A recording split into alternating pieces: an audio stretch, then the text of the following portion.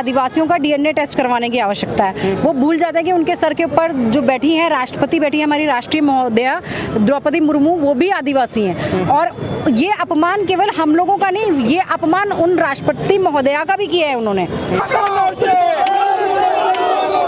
अभी तो लड़ाई है,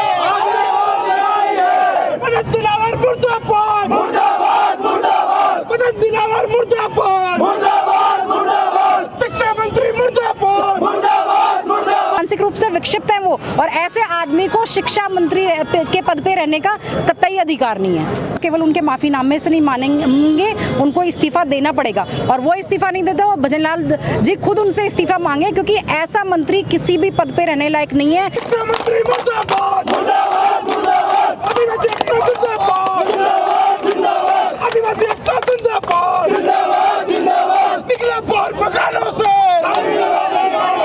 निकले बाहर मकानों से, आवाज दो हमें। हमारे साथ कुछ महिलाएं अभी जुड़ी हुई, उनसे बात करते हैं कि क्या आज का ये पूरा मामला था। मैडम, आज आपने शिक्षा मंत्री है जो राजस्थान के मदन दिलावर, उनका पुतला फूका, क्या पूरा मामला है जरा बताइए। सर, अभी आपने खुद ने भी सुना होगा कि मदन दिलावर जो शिक्षा मंत्री है, उन्होंने मतलब पब्लिकली ये चीज़ बोली है कि आदिवासियों का डीएनए टेस्ट करवाने की आवश्यकता है। वो भूल जाते हैं कि उनके सर के ऊपर जो बैठी हैं राष्ट्रपति बैठी है हमारी राष्ट्रीय महोदया द्रौपदी मुर्मू, वो भी आदिवासी हैं। और ये अपमान केवल हम लोगों का नहीं, ये अपमान उन राष्ट्रपति महोदया का भी किया है उन्होंने। और वो हम लोग का डीएनए टेस्ट करवाएंगे जो जल जंगल जमीन के रखवाले, जिन्होंने शुरू से इस प्रकृति का संरक्षण किया है।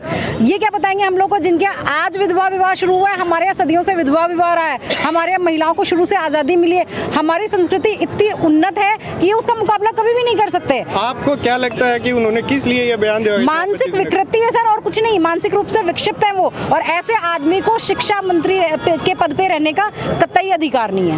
कहीं ना कहीं उनके मन में ये डर तो नहीं कि बाप पार्टी जो आदिवासियों की पार्टी है, जो लगातार अपना वर्चस्व बढ़ा रही है, उसका कोई हो सकता है? तो उस डर का मतलब ये थोड़ा ना है कि वो इतने अपशब्द बोलेंगे। अगर डर है तो आप नैतिक रूप से लड़ाई करिए ना।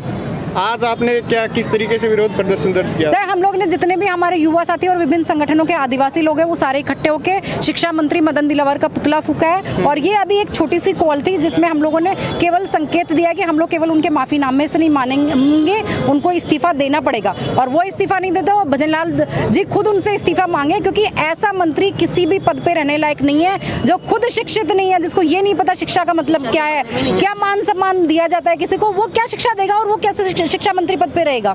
आगे की क्या रणनीति रहेगी आपकी? अब सर, रणनीति तो हम लोग सारे मिल बैठ के और वो कहें, रणनीति पहले बता दी जाए तो रणनीति नहीं रहती है।